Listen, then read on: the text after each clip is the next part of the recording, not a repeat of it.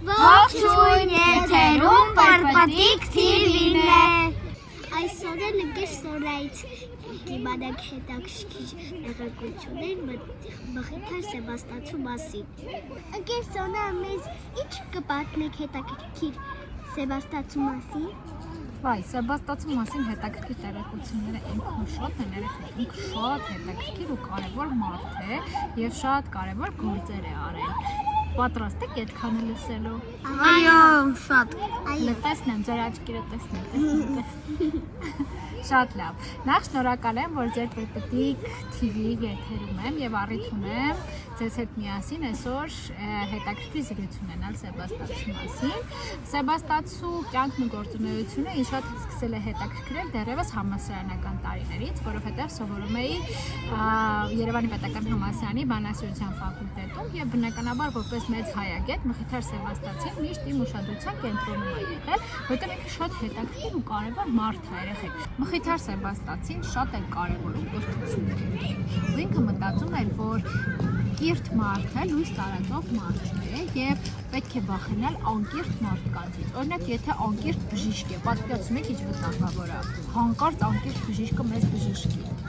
Պատկերելի չէ։ Դրա համար Մխիթար Սեբաստացին շատ կարևոր էր համարում, որ յուրաքանչյուր մարդ կրթված լինի։ Հենց այս գաղափարով էր ոգևորված, այս գաղափարն էր կարևոր համարելով, ինքը հիմնադրում է Մխիթարյան միաբանությունը, որը գտնվում է Վենետիկում, Վենետիկն էլ քաղաք է հերթից Իտալիայում, հա։ Մխիթար Սեբաստացին Հռոմի պապին խնդրել էր իրեն տարածք տալ, որպեսզի ինքը այնտեղ գործունեություն ծավալի, գրքեր թարգմանի, գրքեր տպագրի հայերի ու Հայաստանի մասին։ Եվ այդպես 18-րդ դարում հիմնադրվեց Մխիթարյան միաբանությունը, այսինքն մի վայր, որտեղ մարդիկ հավաքված էին ուսումնասիրելու հայոց լեզուն, հայոց պատմությունը, տպագրելու գրքեր, թարգմանելու գրքեր, չէ՞, կարևոր գործ է, չէ՞, ինչ եք կարծում։ Հա, չէ՞։ Պետք է թարգմանենք, շատ կարևոր գործ է։ Երբ որ Մխիթարյան միաբանությունում եղա,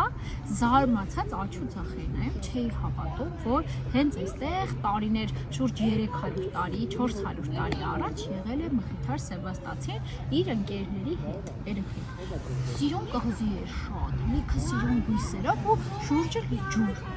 Մեզ ուղեկցեց այնտեղ մի վանական, վանահայրը, ով երկար բացատրեց սիրուն հենց միաբանության մասին։ Միաբանությունը գիտեք ինչ է։ Հələ եկեք այդ բառը իրար հետ հասկանանք։ Միաբանություն նշանակում է մի մտքի շուրջ հավաքվել։ Օրինակ ես մի միտք եմ ասում, դու էլ ես ինձ հետ համաձայն, ինքն էլ է ինձ հետ համաձայն, նա էլ է համաձայն։ Մենք դառնում ենք իրար հետ միաբանություն, այսինքն հավաքվում ենք մեկ գաղափարի շուրջ։ Հիմա ես մեր Սեբաստացին կարողացավ իր շուրջը հավաքել հայոց լեզվով, հայագիտությամբ, հայոց պատմությամբ հետաքրքրվող մարդկանց, երեխեք։ Ու այդ կղզու վրա հիմնադրեց միաբանություն, շենք կառուցեց, դպրոցանման, համալսարանման տեղ, որտեղ մարդիկ գալիս են եւ ինչ էին անում։ Ուսումնասիրում էին հայերեն, ուսումնասիրում էին հայոց պատմություն եւ թարգմանում էին բազում գրքեր, երեխեք։ Երեխեք, մի կարևոր բան էլ կա։ Այս մեր Մխիթար Սեբաստացին գիտեք որտեղ էր ծնվել։ Հələ որտեղ։ Հիշում եք, թե չէ։ Ինքը ծնվել էր Օսմանյան կայսրության տարածքում, այսօրվա Թուրքիայում, Սեբաստիա քաղաքում։ Հենց դրա համար էլ իր անունը տեղից է գալիս։ Մխիթար իր անունն է, չէ՞։ Բա հետ չեք մտածել ինչի Սեբաստացի։ Օրինակ ինձ կարող են ասել Սոնա Սեբաստացի կամ Սոնա Երևանցի։ Երևանցի, որովհետև ես ծնվել եմ Երևանում։ Ահա, հիմա դրա համար մեր Մխիթար Սեբաստացին ասում է Սեբաստացի, որովհետև ծնվել է Սեբաստիայում, կեցես։ Ահա, ու գիտեք մեկ էլ այնտեղի ինչն էր սիրուն, ֆանտաստիկ գրադարան է եղել։ Շատ սիրուն, լիքը գրքերով գրադարան։ Ու ես այնտեղ տեսա նաև մեծ տպագրական մեքենաներ, որոնցով հենց տպագրվել են գրքերը։ Դրա համար Մխիթար Սեբաստացին դարձավ այն սիմվոլը, կարևոր մարդը, որը ոգեշնչեց մեր տյար Բլեարին, հա։ Նա հենց Մխիթար Սեբաստացու կերպարով ոգեշնչված, քանի որ Մխիթար Սեբաստացին լույսը տարածող մի կրթությամբ ոգեշնչվող մարդն է, տյար Բլեարին որոշեց, որ հենց այդ լույսը պետք է տարածել հարավ-արևմտյան թաղամասում, Հայաստանում,